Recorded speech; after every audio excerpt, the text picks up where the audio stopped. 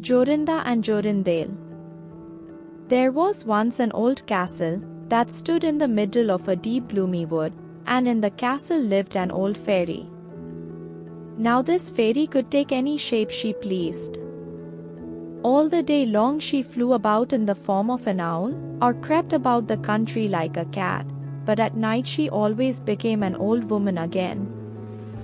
When any young man came within 100 paces of her castle, he became quite fixed, and could not move a step till she came and set him free, which she would not do till he had given her his word never to come there again. But when any pretty maiden came within that space, she was changed into a bird, and the fairy put her into a cage, and hung her up in a chamber in the castle. There were 700 of these cages hanging in the castle, and all with beautiful birds in them. Now there was once a maiden whose name was Jorinda. She was prettier than all the pretty girls that ever were seen before, and a shepherd lad, whose name was Jorindel, was very fond of her, and they were soon to be married. One day they went to walk in the wood, that they might be alone, and Jorindel said, "We must take care that we don't go too near to the fairy's castle."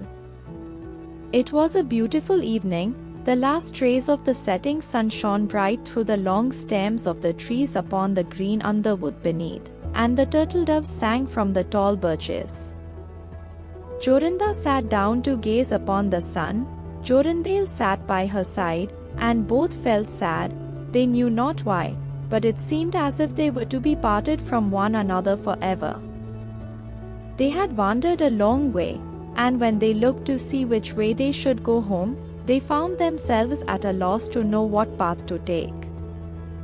The sun was setting fast, and already half of its circle had sunk behind the hill.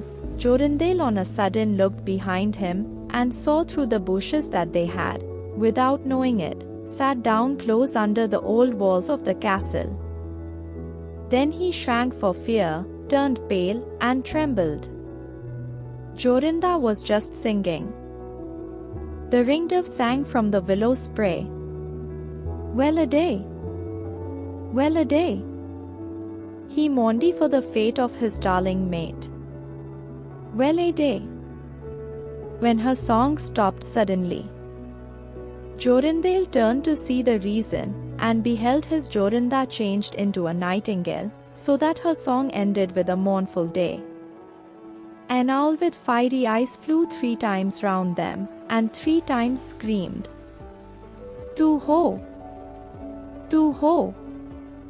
Too-ho!"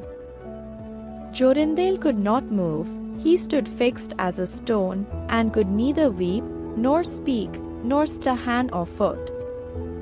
And now the sun went quite down, the gloomy night came, the owl flew into a bush, and a moment after the old fairy came forth pale and meagre, with staring eyes, and a nose and chin that almost met one another. She mumbled something to herself, seized the nightingale, and went away with it in her hand. Poor Jorindel saw the nightingale was gone, but what could he do? He could not speak, he could not move from the spot where he stood. At last, the fairy came back and sang with a hoarse voice, "Till the prisoner is fast, and her doom is cast. There stay, oh, stay, when the charm is around her, and the spell has bound her. Hie away, away." On a sudden Jorindel found himself free. Then he fell on his knees before the fairy, and prayed her to give him back his dear Jorinda, but she laughed at him, and said he should never see her again. Then she went her way. He prayed, he wept, he sorrowed, but all in vain. "Alas!" he said, "what will become of me?"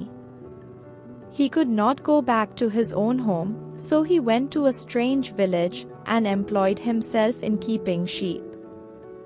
Many a time did he walk round and round as near to the hated castle as he dared go, but all in vain.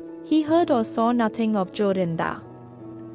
At last, He dreamt one night that he found a beautiful purple flower, and that in the middle of it lay a costly pearl, and he dreamt that he plucked the flower, and went with it in his hand into the castle, and that everything he touched with it was disenchanted, and that there he found his Jorinda again. In the morning when he awoke, he began to search over hill and dale for this pretty flower, and 8 long days he sought for it in vain, but on the 9th day, early in the morning, he found the beautiful purple flower, and in the middle of it was a large dewdrop, as big as a costly pearl. Then he plucked the flower, and set out and travelled day and night, till he came again to the castle. He walked nearer than 100 paces to it, and yet he did not become fixed as before, but found that he could go quite close up to the door. Jorindel was very glad indeed to see this. Then he touched the door with the flower, and it sprang open, so that he went in through the court, and listened when he heard so many birds singing. At last, he came to the chamber where the fairy sat, with the 700 birds singing in the 700 cages. When she saw Jorindel, she was very angry, and screamed with rage, but she could not come within 2 yards of him, for the flower he held in his hand was his safeguard. He looked around at the birds, but alas! There were many, many nightingales, and how then should he find out which was his Jorinda? While he was thinking what to do, he saw the fairy had taken down one of the cages, and was making the best of her way off through the door. He ran or flew after her, touched the cage with the flower, and Jorinda stood before him, and threw her arms round his neck, looking as beautiful as ever, as beautiful as when they walked together in the wood. Then he touched all the other birds with the flower, so that they all took their old forms again, and he took Jorinda home, where they were married, and lived happily together many years, and so did a good many other lads, whose maidens had been forced to sing in the old fairies' cages by themselves, much longer than they liked. Moral of the story: the moral of the fairy tale Jorinda and Jorindel is that love and courage are important, and that one can overcome obstacles to be with their true love.